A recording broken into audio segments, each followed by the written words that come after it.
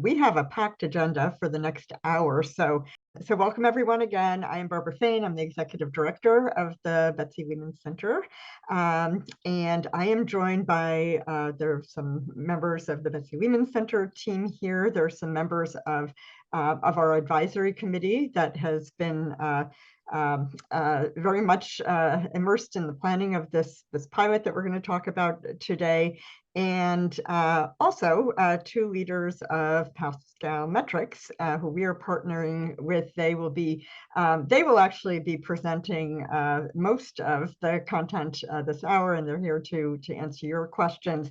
First, we have Drew Ladner, who is the CEO of Pascal Metrics, and also David Stockwell, who's the Chief Clinical Officer of Pascal Metrics. He is also the Chief Medical Officer of Johns Hopkins Children's Center. So why don't we pull up the slides, Janelle, whenever you're ready. And I see some familiar faces here, which is great, and many new faces, which is almost even better. And for that reason, I'm going to just give you a quick history of the Betsy Lehman Center, this roadmap to healthcare safety for the state, and where this whole pilot fits in, just to level set everyone. So briefly, the Betsy Lehman Center is, I like to say, we are a state agency, probably the only state agency named after a person. We're not a regulator. We play several roles, and today we're going to really focus on the convening and coordinating role that the center plays in the patient safety space in Massachusetts. As you know, there are a lot of players in this space, and whenever you have big issues and many people, organizations involved, it's the impact, positive impact, is always improved by better coordination, and that really was the legislature's vision in establishing the center as a neutral convener, as a trusted source of reliable information. One other unusual thing about the center is that we, in our enabling statute, have a provision that's very similar to peer review protection. So information that is shared with us on a voluntary basis is considered confidential. It's not subject to public records laws like it would be for other state agencies, and that actually is part of what allows us to convene confidential, candid conversations, really in the interest of promoting safety. Next slide. So the impetus for our work. So as you know, there have been literally at this point decades of effort and some significant progress on improving safety. Yet, as we also know, healthcare is not nearly as safe as it should or could be. Our research, I'm not going to go through it in detail, but you see the link there if you're interested in digging in. We did this shortly before the start of the pandemic, and we were interested in, well, what does it look like if we do a snapshot of preventable patient harm in the state in a single year? And the numbers were, rather remarkable. And this is across the care continuum. So we're not talking about just hospitals, it's long-term care, it's ambulatory settings. And the other thing I would say is these are very conservative figures because there's a lot using our methodology that we simply couldn't capture. So diagnostic delay, most medication errors, falls, some of the biggest drivers of preventable patient harm. So what does this tell us? It tells us, in a nutshell, there's far too much harm. This is really a critical public health, population health issue, not just in Massachusetts, but everywhere. But what this doesn't tell us, and what these numbers and this kind of data analysis don't tell us, is they don't answer the questions of what's driving this harm, and they certainly don't provide any insights on how to improve. So next slide. So the reason we did this research was we had an objective, and that was to really elevate safety on the state's healthcare policy agenda, where it where it really hasn't been in the way it needs to be. The focus has been much more around cost, utilization, access issues, to some degree quality, but safety, we learned early on when we got started almost about 10 years ago.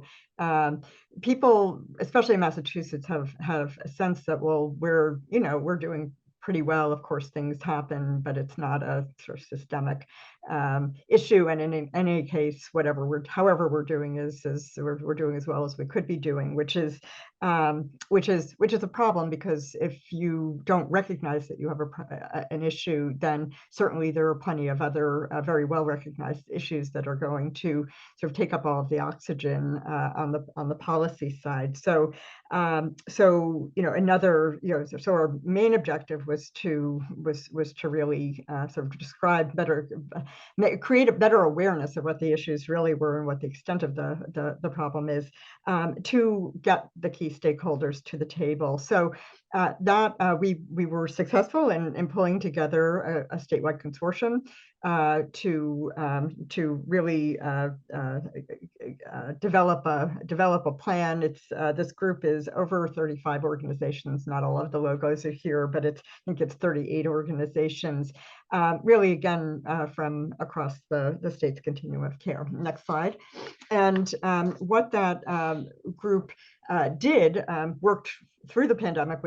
They started just a few months before the pandemic hit, and it felt like just a few minutes. And just this past April, so just about a year ago, released the state's roadmap to healthcare safety. And what this is a 5 to 10 year phased, very comprehensive approach that draws from lessons learned, sort of the experience of the past decades of work on this, but also applies new thinking, particularly targeting barriers to improvement, because there's, as you know, for those of you who've been involved in this work, there's a lot of frustration that the efforts have not led to better outcomes on safety.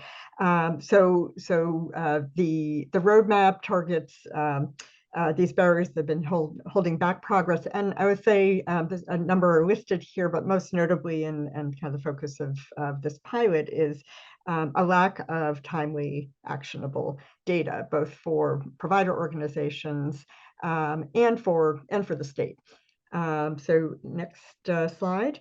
So from the beginning, the consortium agreed that this roadmap was not going to be just another white paper that would sit on a shelf, that would have the answers and then say, well, someone else go figure out how to make this happen. The group really launched right into developing some very concrete action steps to advance the goals of the roadmap. I won't go into detail about what the sort of the change model is, but it's here. It's this, we call it the 3I model, the idea that if you want to do big transformative change around any big issue, you need to build awareness, knowledge, and skills. You actually, just providing the information isn't enough, that generally there needs to be support for those who actually need to do the implementation work. And then you need to motivate everyone to use that information and engage with the support. And so that is really the sort of the organizing principle of this whole scheme. So the next, could you go to the next slide? Obviously, we don't do all 30 action steps at once, but there are several foundational action steps that we are now working on. So since the roadmap was released, we have swung into implementation mode. And one of the action steps, and what we really have begun to think of as the linchpin to the whole roadmap, is this pilot of automated adverse event monitoring that we are going to talk about today.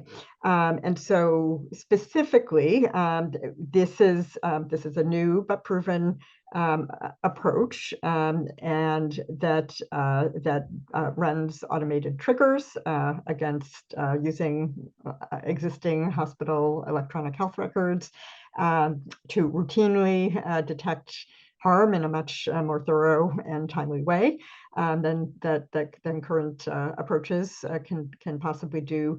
Provide so it's really in three parts. So it's the data collection. The second part is providing daily validated analytics back to hospitals, and then all of this information is complemented with expert coaching on how to use the data to improve. And again, the high level objective is to target this barrier to improvement, the lack of timely actionable data, and help hospitals, pilot hospitals, achieve and sustain real reductions in preventable harm while reducing costs. So we've kind of reduced this idea when we're talking to other stakeholders and policymakers. It's really about saving lives and saving money through having better information. So I am going to turn it over now to Drew, who will explain all of this in in much more detail. Drew? Thank you, Barbara. And thank you all for making the time today. As Barbara indicated, I'm joined by my colleague, Dr. David Stockwell, our Chief Clinical Officer, and some other colleagues. And we will share with you a little bit about the why, the what, and how today, but guaranteed you'll have more questions. And really today is about summarizing those aspects, and we're happy to kind of do a deeper dive because there's quite a bit to it. So why are we here, and what are we addressing? As you see on the slide in front of you, the field today, I think, has embraced much of what Barbara has shared. There's just more and more evidence that there's a lot of harm out there. I think probably most people on the Zoom recognize that. And as we go to hospitals and health systems around the country, including out of the country, while it's changed more recently, in recent years, I think a lot of hospitals and health systems have believed that they know most of what they need to know about harm events that are happening, oftentimes how those happen. Root cause analyses are done on adverse events that are identified. Perhaps claims data is being tapped. And there are initiatives, great initiatives, that hospitals and health systems are implementing to address the safety problem. Clearly, the theory of safety culture and improving culture has been the primary approach for the last few decades. And we at Pascal would embrace that, affirm that. The culture of safety is absolutely foundational, but we've got to do more, as we'll share. And more recently, there's been the promise of predictive analytics, but as we can discuss, we cannot predict our way to performance or safety. We really need to know what has happened, what's going on, and also what will happen. So that's kind of where we find a lot of folks in the field to be. Next click, if you would. The reality is that, as Barbara intimated, voluntary reporting misses a lot of the patient harm.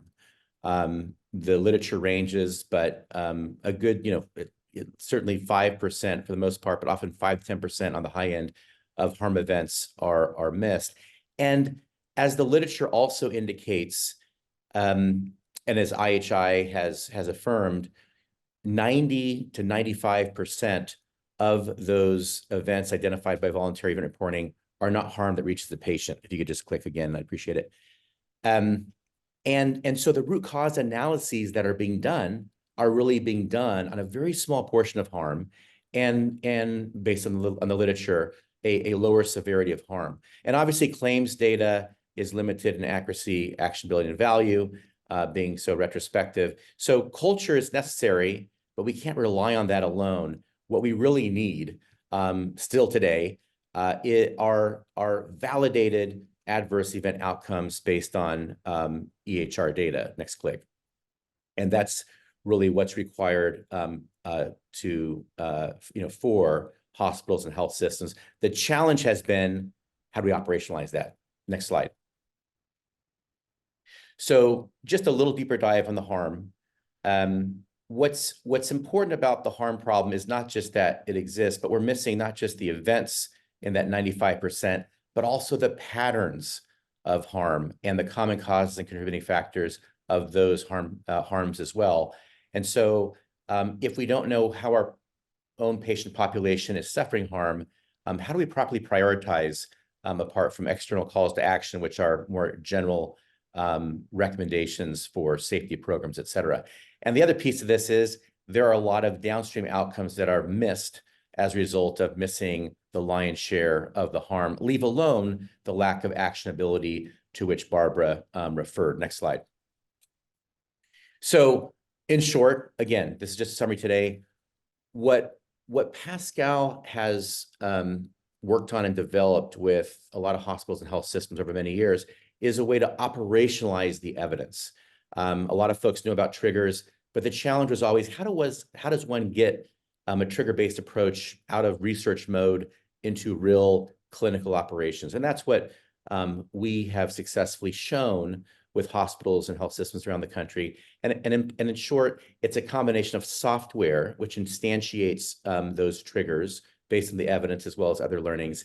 And then what we also have done to really make this useful and efficient and clinically effective is we provide an expert service where very experienced nurses and physicians are working to support that clinical review process and physician authentication process. And so it's a combination of software and expert services that we provide. And to be clear, we wrap that in, if you will, a PSO, a patient safety organization wrapper, because we do find quite a bit of harm and we need to retain that culture of safety. So that's something that those services are services that support operations 7 days a week. We do a 1-day upfront technical integration. And then once our service is integrated with a hospital or health systems EHR, we're good to go. Next slide. If you can just click again, that'd be great. So, and one more time, please. So in short, we're finding lots more harm than the traditional method of event reporting. We are ensuring that every patient is surveilled at least once every day. We're doing that epidemiology across all patients when triggered. And we're also generating complication analytics, which are quite helpful. As Dr. Berwick and others have pointed out, what is considered preventable today may not be tomorrow. If we're really beginning to kind of dig into non-preventable harm, we enable that. And net, we are finding consistently 10x, 10 times the level of serious harm as identified by hospitals who even have very, very strong cultures of reporting. And of that greater share of harm found, over 25% of all-cause harm is reduced by hospitals that are doing this. In cases of specific kinds of adverse events, much higher, even 60+%. And the beauty of this too is that when we're reducing that harm, as the recent Bates et al. Piece showed, and I think David will refer to that as well, there's a lot of excessive length of stay associated with harm, which is consistent with other peer-reviewed published pieces, resulting in very, very high ROI and making this work sustainable. Next slide. So finally, yes, there's a lot of evidence out there. Dave will talk a bit more about that. The regulators are leaning into this as well. So many on the Zoom may be familiar with the fact that CMS is not only going that direction, they've promulgated already 3 of the first EHR-based hospital harm measures, according to those in the technical expert panel there are a good 15 plus that are coming down the pipe. So how safety is being reimbursed is being affected as well. Influencers like Dr. Berwick and others have weighed in more recently. And the payers are also recognizing that if harm happens, let's say in an inpatient setting, that utilization can be higher 6 to 12 months afterwards. And so I think there's going to be additional support there. And finally, with leading states like Massachusetts, who are, I think, pointing the way towards more transparency, that will also play a factor there with folks like Leapfrog and others being known to be exploring this type of work. Next slide. So with that, let me hand it over to my colleague David, and he can move more into the how from the what. David? Yeah, sure. Thank you all, and thank you again for joining. So this slide and the next slide are really just a couple screenshots from a few articles that Drew was referencing when he was discussing his portion. There was a lot of work that had gone into substantiating the work that we're doing, and these articles really reference that. And then next slide, please. And then it's not just adult inpatient medicine. What you'll see here is that it's everywhere that has been looked. And the way that I synthesize this is it any surprise to us, as especially those that are clinicians, that when you intentionally put in a process to go and look for patient safety events, you find more patient safety events? That to me is something that makes a lot of sense when you think about it that way. And that's what these references are showing, is that everywhere where anybody has sat down a team of patient safety experts and said, go forth and find patient safety events, guess what? There's a lot of them. And they're not always, in fact, and not often reported. Next slide, please. And so that's that background of references that we were just showing really led to the study that's there on the left-hand side of your screen, where Dr. Bates and others, and maybe some of you and maybe some of your hospitals actually participated in seeing, well, is this still true? Are we still missing as much as we used to? Maybe everybody's getting better. Maybe we're reporting a little bit better than it used to be. And I think that what you see here is that it really validates that there's just still a lot of unidentified harm in the inpatient environment. And when, again, you put an intentional process together that goes about looking for a patient safety event, you're going to find those patient safety events. And then again, a name that you all up in Massachusetts know well, Dr. Berwick, commented on that study. And you can see his thoughts there that obviously we've got to do more, is really his call for action that you see on the right-hand side. So on the next slide, I'm just going to briefly go through our process, and hopefully you get a sense of what it is. I'm going to start in the upper right and then go counterclockwise. And again, we try to build on each other when we're talking about these types of, when we're introducing these concepts to folks. And Drew has said a little bit. I'm going to add another layer in subsequent presentations and different days. We were going to continue to add layers of understanding to everything that's going on, going into a lot more detail and adding a lot more context. But today's session is really about introduction. So that's what we're going to try to accomplish here. Excuse me. So again, upper right, what we do, what Pascal Metrics does, is we connect to a hospital's electronic health record in a vendor agnostic way, meaning we work with everybody. And that information is streamed over into a PSO protected cloud. And that brings us down to the lower left. Sorry, I think I was saying upper right. Sorry about that. Upper left earlier, now lower left. And then when in our cloud, we have software that then we'll go and look for, if you know the global trigger tool process, it looks for triggers. We also think of that as clues or hints that there may be a patient safety event. It doesn't definitively mean that there's been a patient safety event. It means that there's a decent chance that this patient at this point in time may have had a patient safety event.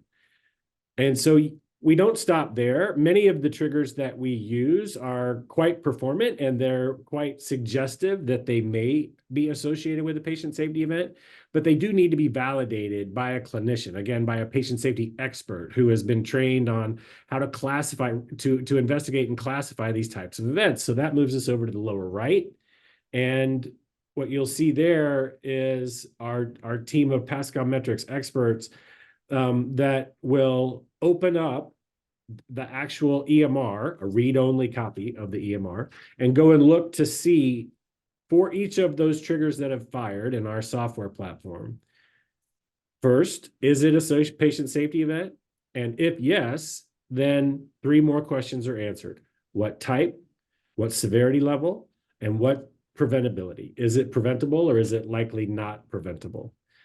Now, depending on the severity and the preventability, and as you might expect, the more severe an event, and if it is preventable, those are the ones that we want to escalate as soon as we see them.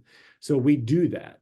We do that, and now we're moving up to the upper right through what we call the patient safety liaison. The patient safety liaison is not a Pascal Metrics employee. That is a hospital or a hospital system employee that will receive these notifications. We'll show you that again in subsequent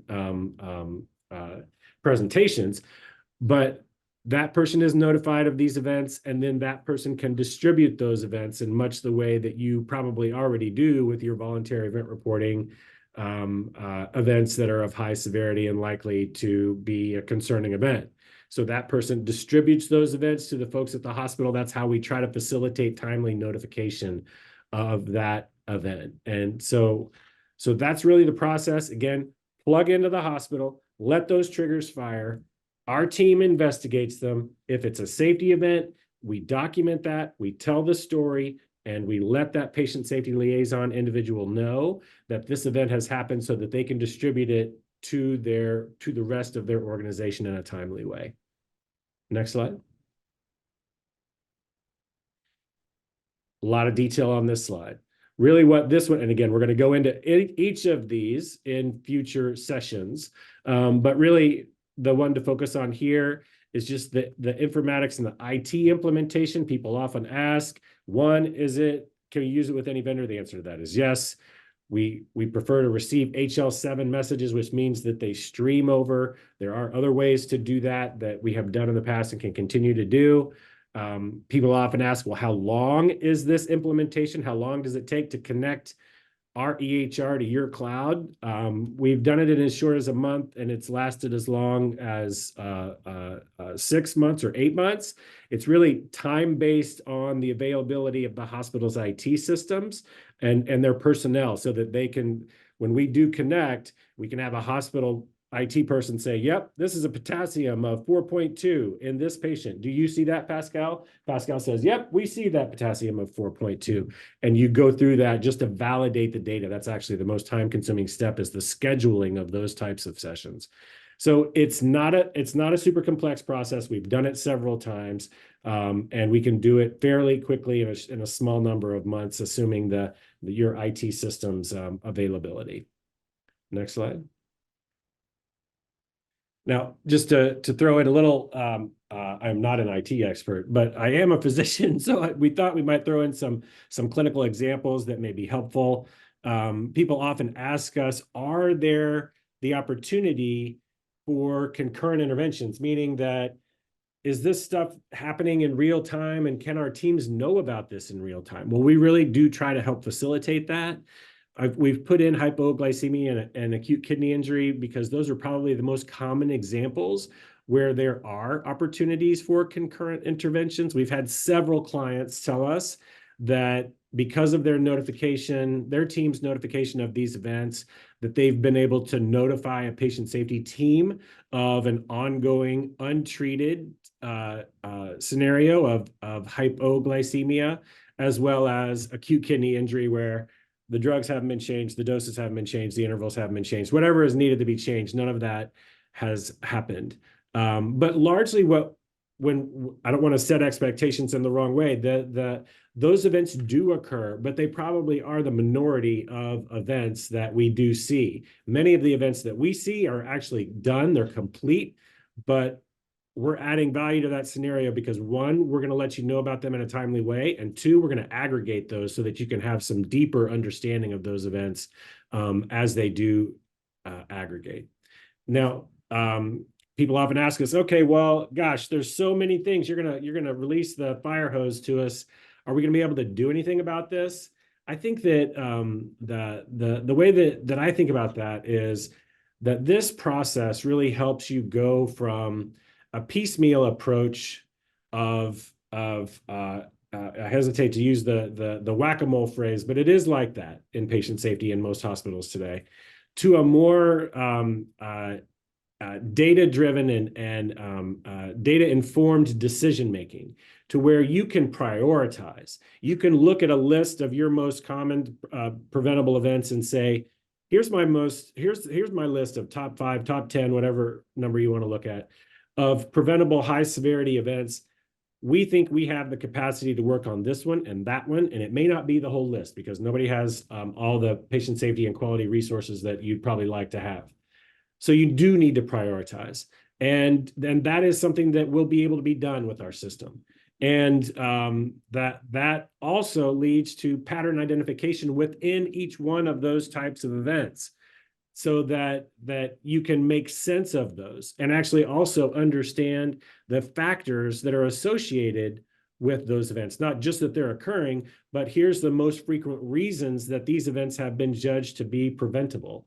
And one example of that, of the whole description that I'm covering here, is one of our earlier clients was surprised that in the top 3 of her system's most common high harm preventable events was the oversedation from opioids, maybe a combination of opioids and benzodiazepines, and that one, those weren't commonly being reported. And two, that they were occurring with a frequency with which was somewhat alarming, and they were really high harm events. There were deaths, there were strokes, there were resuscitations that were needed, many high harm events. And what our system will allow you to do is to get a sense of what those all are, and then also why and how they're happening. And then lastly, the next piece to bring to light is, we recently integrated with a hospital in the hospital system in the Midwest. And one of the things that struck me and the leaders of that system was that in 6 weeks, for one hospital had been 6 weeks, and another hospital, number 2, had actually only been live for 2 weeks. So collectively, 8 weeks of eight hospital weeks were integrated. And there were already in those weeks 4 preventable deaths that had been identified through our system that were not identified through voluntary event reporting. And so that is not an uncommon story. We see that over and over again. As a clinician, it would be great to not have those types of unidentified events in our hospitals across America today, but it is ongoing and it is still happening. And we couldn't be more pleased to be working with the Betsy Lehman Center to try to help understand those events in many hospitals in the state of Massachusetts. I believe that's the next slide. So thanks, David. So I shared initially a bit of a summary of the what. David has kind of shared a bit of the how. The question is, what are the benefits to the hospitals, especially ones that might be considering piloting? Clearly, number one is identifying a lot more harm and being enabled to reduce the suffering of patients in your hospitals in a, to use Dr. Berwick's word, systematic way, through taking stock of safety levels. And again, hospitals who are doing this are achieving both identification and reduction. And that's foundational for all of the value that a hospital may achieve. But the other piece is there is kind of validated financial ROI. There is a business case because we're really tracking adverse event outcomes at the patient-specific level, which enables us to track financial outcomes of interest to CFOs, such as excessive length of stay. We can talk more about that. The other piece is the regulatory direction. Also, one thing we really haven't talked about much today is patient experience. And so clearly reducing harm is going to improve patient experience.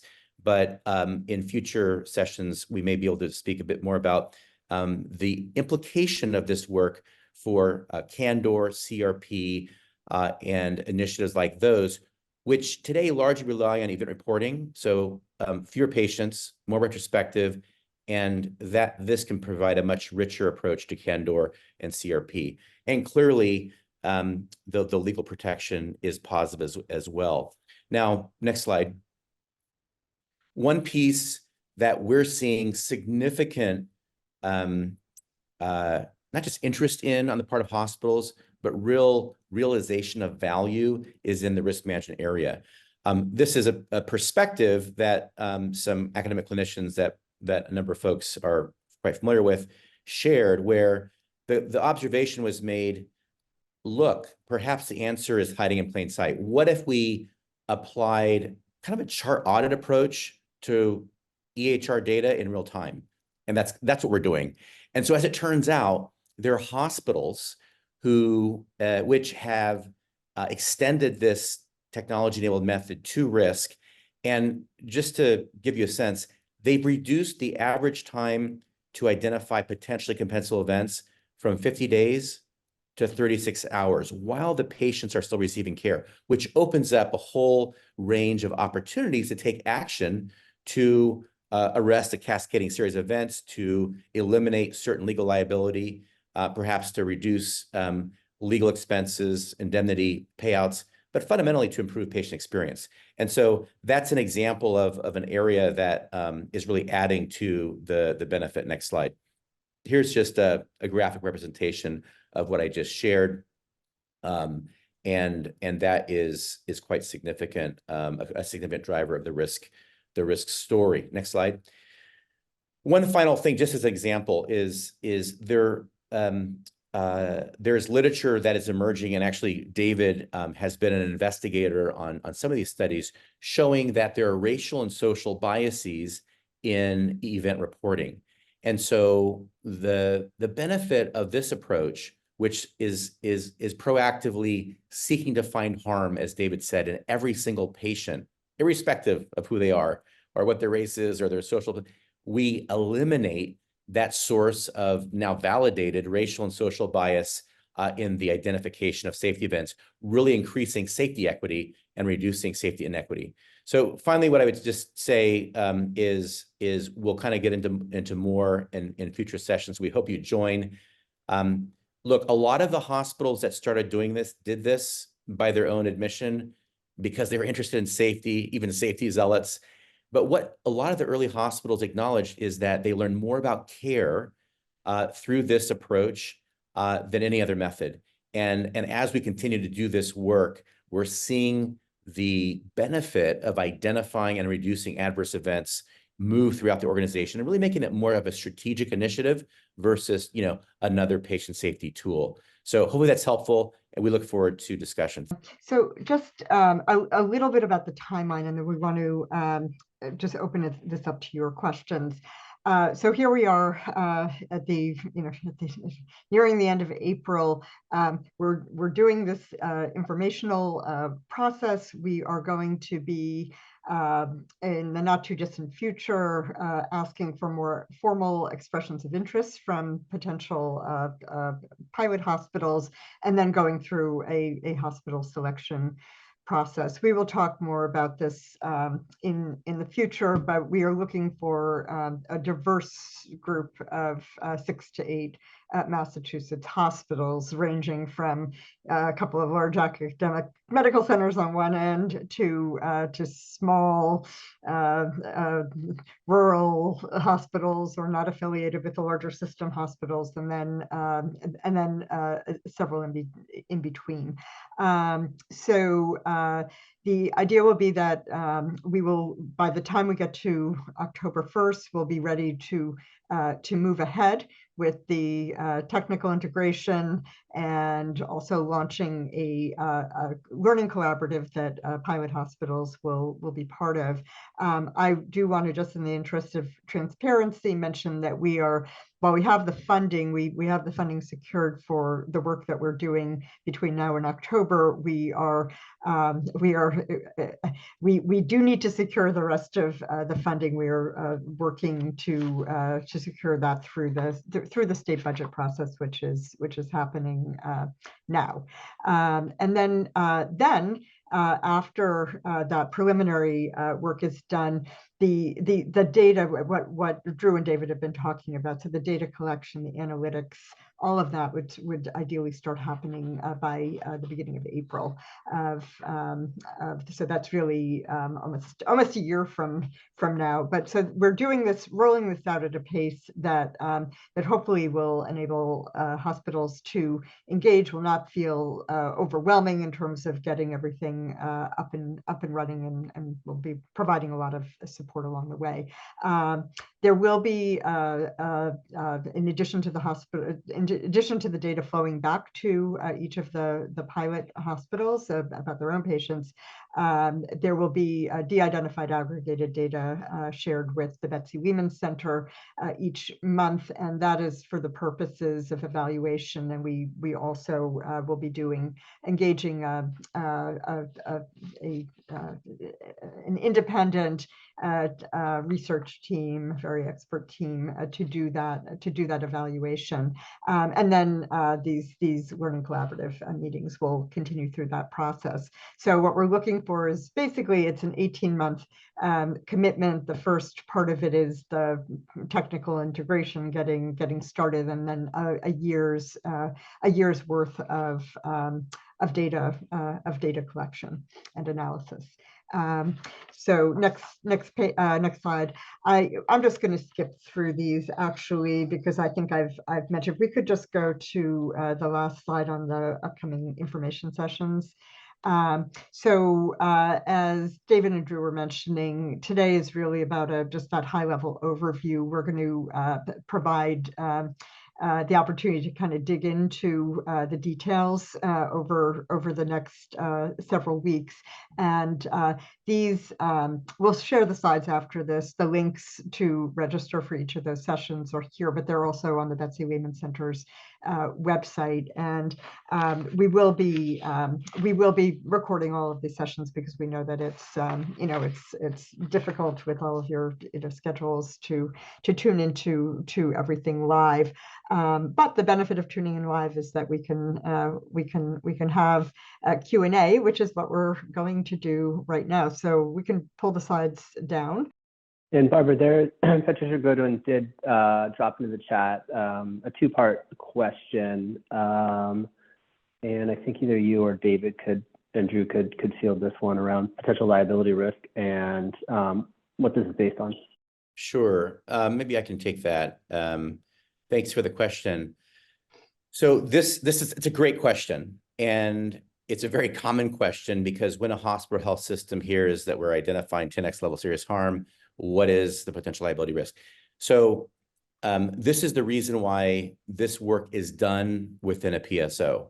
So the findings of harm are found in a protected space with that federal privilege accorded to the PSO.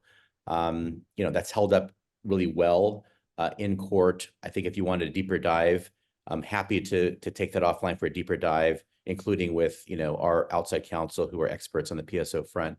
But that's really what protects it, and really provides the opportunity to ensure that even though there is a much higher volume and velocity of data that is there, that it can be prioritized appropriately with help from David and his team, and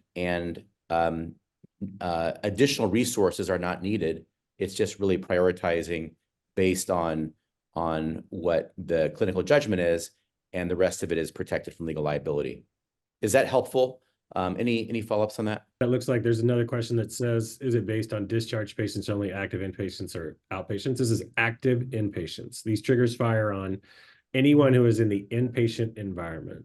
David, they fire on every patient, right? Every Every day. it is every patient is surveyed, and if those criteria are met for individual specific trigger, then it fires on any one of those patients. Yes. Let me take the next question that was added to the chat.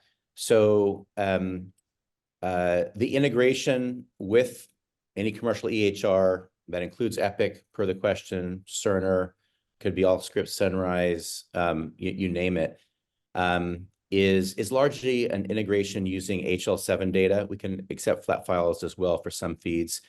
It is a project that happens fairly regularly with health systems. If you have an infection control system, it's a similar project, so it's not new. It takes time, and as David said, it takes a number of months, typically 4 to 6 months, depending on how responsive a hospital or health system is. But then that's it, and so that's what happens. And we've been doing this for many years. We've done it all over the United States. We've done it halfway around the world. And so we've got a team that's done a lot of that at Pascal and including before. That's typically just something that has to be done. It's not something that is a real blocker. Any follow-up on that? David, you want to take this one? Got it. So, it's interesting. So I love the question about the organizational culture, because we've integrated with a lot of hospitals. And that means that their cultures have kind of been representing the spectrum of great safety cultures to, let's just call it, less emphasized patient safety cultures. Our system will operate in any of them. We will be able to do the work in any hospital across the United States, in the world, really. What the culture really adds into it is, how well does your organization respond to it? How well do you all, it's a new way of thinking about patient safety events, because the volume is lower when you're just relying on voluntary event reports. You basically see one at a time and you think, that one needs an RCA. Okay, that one we can do with something a little bit less. This one we need to do a safety debrief, like right now, whatever the case may be. And it is a little bit of a different mix, because again, they're coming in at higher volume. Those that have really good hospital or safety cultures, I think, can transition to that fairly well. They're typically more in line with what we would think of as a learning institution, and those hospitals can pivot on their understanding of what they need to do to be able to respond to that type of an event. Those that are actually maybe working on their patient safety culture, and they're growing and they're maturing on that safety maturation line that we think and talk about sometimes, they can actually be very reinforcing. The RTM work, the work that our team does can be very reinforcing of that process, because what it says to your frontline employees is that, hey, our hospital is proactively going out and looking for these events. I don't necessarily have to fill out a voluntary event report for it, because I know that my hospital is going to be searching for those things. Now, we're not saying that you're going to be telling your employees to write less reports. I know that's a scary thought. But it's again, as a clinician, if I know that while I'm taking care of patients and I'm writing a voluntary report about situation X over here, if I know behind me and in the background and in the ether that my hospital is actually intentionally looking for patient safety events, it makes me feel better. It makes me feel like I'm in the right organization, that the whole organization is focused on treating that patient in the right way, the way that we want that patient to be treated as a member of our community. And so it builds on that culture. And I think it's really reinforcing. We've seen that as hospitals have told us about their culture scores as they've been integrated with our systems over the years. So I think that it's a great question. It's obviously I gave it a long answer. I apologize for that.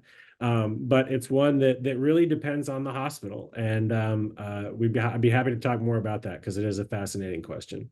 Does that fully answer Regina's question as well about the change in number of voluntary reports? The impact of, I think the question is the impact of having this automated system on. Yeah. Yeah. Sorry, missed that one. So that one, we don't always have visibility into what a hospital's numbers are about voluntary reports, whether they go up or down. I'll tell you a couple anecdotes. Some of our hospitals will say to their employees, we want you to write voluntary event reports like you always do. But for those things that we, the hospital, ask you to do every time you see it happen, like a rapid response team, I don't know what your hospital asks your employees, your staff to do when some of these occur, but what we've seen are many hospitals will say for a rapid response call, we guys just put in a voluntary event report so that we can track it, or even deaths, pressure injuries, falls, many of those things that are patient safety events that we routinely capture and don't miss. They have gone to their staff and said, hey, for those rapid response team calls, unless you have something that you want to contribute, don't worry about just putting one in just because one occurred. We have seen that happen. But again, that's a hospital level decision. We have seen where voluntary event reporting has increased because that culture that I was talking about earlier, had gotten better. And so the reporting culture got better because they felt like that they were making some progress on some of the patient safety issues and they wanted to get them addressed. And it was really engaging and exciting for them to know that those things were happening and that they were working together towards that shared goal. So again, a lot of it does depend on the culture of the organization, but there are some logistical changes like I tried to describe that I've seen happen in a few hospitals as well. A question from Marianne about what level of leadership involvement, C-suite board, other is needed to optimize the results. Yeah, that always makes me think of the phrase, the attention is the currency of leadership, right? And so if your leaders find this to be something that is not just a patient safety project that hopefully our patient safety team is gonna manage and, hey, tell us about it a couple of years from now, but more engaged to say, this is an opportunity to learn about defects in care and things that we can actually change and improve our care, then that's going to be a more successful engagement. That is for sure. Now, we can find those events no matter the scenario, but how they are used, how they are incorporated, how they are disseminated really does depend on that hospital. And we talk a lot about that in the early stages of our engagement. And if I might add, one of the benefits of what we're seeing in the field right now with respect to the value of this data and this approach, not just for patient safety, but also for risk, is that it's helping additional stakeholders in the C-suite understand the opportunity for identifying, if not measuring, clinical risk and reducing it, as well as the reduction of financial costs associated with that, with which most C-suites have an eye on. And with that, it creates a more strategic imperative for doing this work, and provides, collaboration and support as opposed to just, traditionally patient safety seeking to get attention and resources. So we're seeing a lot of lift there that hopefully hospitals involved in the pilot can benefit from as well. Drew, there's another question, got a direct message question around the analytics. And the question was whether Pascal's analytics can be run behind an institution's firewall to reduce the risk that PHI is compromised. So I think the question is, can all of this run on, hospital servers? And the answer is that, our software is SaaS software. So to make it efficient, as well as for all hospitals to benefit from, the development of that software, and really to avoid customization, which has been a problem for a lot of health systems, we do operate a SaaS model. So we only support a SaaS model. We don't put software on premise, just given security considerations and whatnot. Drew, you might want to address the one in the chat that's asking what's the cost of the system for an organization after the pilot is over. Yeah. So again, clearly, through the BLC, the pilot will be taken care of from a financial standpoint. The way that we work on the cost front is we actually have a fairly robust business case that makes this work self-sustainable. And the business case is based on the clear peer review published evidence, Adler et al. 2015, Common Spirit presentation in 2022 at an Academy of Health, and then of course the Bates et al. Article that show a significant association of excessive length of stay with harm. And when we take those numbers as well as specific numbers from a hospital health system, we can show that a hospital or health system can achieve about 3 to 5x return on investment per year just from this patient safety business case before we get to the risk business case or maybe benefits on the reimbursement front. We're happy to unpack that and walk through that. We do that with finance groups all the time. And candidly, finance groups tend to be, pleasantly surprised that there's some real rigor behind the business case. How much, I think part of this is how much does this cost besides the ROI? So generally, the larger the system, the better the unit costs are. For a handful of hospitals, it's going to be in the 6 figures. For a good sized, system that may be, 10, 20, 30 hospitals, it's in the low 7 figures. But again, it provides return on investment. And so it's not just a cost, which is what typically, candidly, patient safety is. There's benefit and then there's value that comes from it. And that's a really important thing to consider. But happy to do a deeper dive. It looks like this question is from Danielle, if that's of interest. So great question. Thank you, Marianne. So this is a question that often folks ask. So our analytic framework is that we need retrospective data, we need concurrent data, and we need prospective data. I think everyone recognizes the value and the reality of retrospective data, but oftentimes when someone hears, let's say David, who said in this presentation, that an adverse event is complete, the assumption is, oh, that's retrospective. But the reality is that there is a significant difference on what improvement teams can do with retrospective data that's 3 minutes old versus 3 months. And if data is 3 minutes old, we really call that concurrent data. And we can actually make decisions with concurrent data. In other sectors, we have to see what's happened or just happening now before we even use, predictive analytics. So the reality is one, we do need that concurrent data that most hospitals don't have. So big difference between highly retrospective, 3 months old, 3 weeks old, and 3 minutes old. The second piece is that because part of this question is about the value of really predicting harm. Let's do a thought experiment. Let's say, I think David used the whack-a-mole term. So let's say that, we're standing there with the mallet and the mole is about to stick his head up. And we have a predictive analytic that is telling us with a 0.99 C statistic, like we know his head is going to come up, that he's going to come up. And so we're just waiting there. Is that an ideal? Is that optimal? And the answer is no, because we're using a resource. The only way that we actually get rid of that mole sticking his head up is to do the improvement work across broader patients, get those common causes across more and more events and patterns, and then do the work to change processes, et cetera, improve care so the mole never raises its head.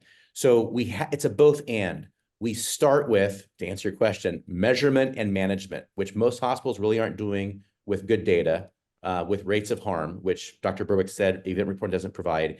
And then that measurement management provides outcomes data that really are the best data for predictive analytic models. And so our view is that we start with measurement management, and then we add the predictive piece on top. I'm happy to talk more about the predictive piece, but I've already talked too much already. But hopefully that's helpful. It's really both, but we need to do that concurrent, that measure and manage work before we get to really predicting. Great, thank you. So we are actually 2 minutes over, so I want to just, being respectful of everyone's time, let you go and not have you worry that you're missing important information.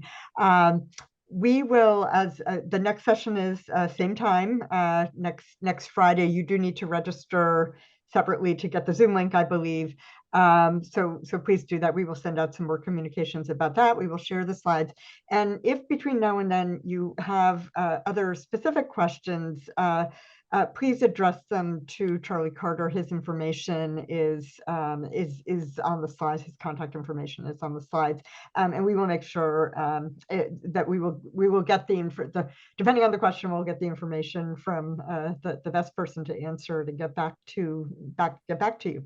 So we hope that that this is helpful, a helpful introduction, and then we look forward to diving into more of the details next Friday. Thank you very much, and enjoy the weekend.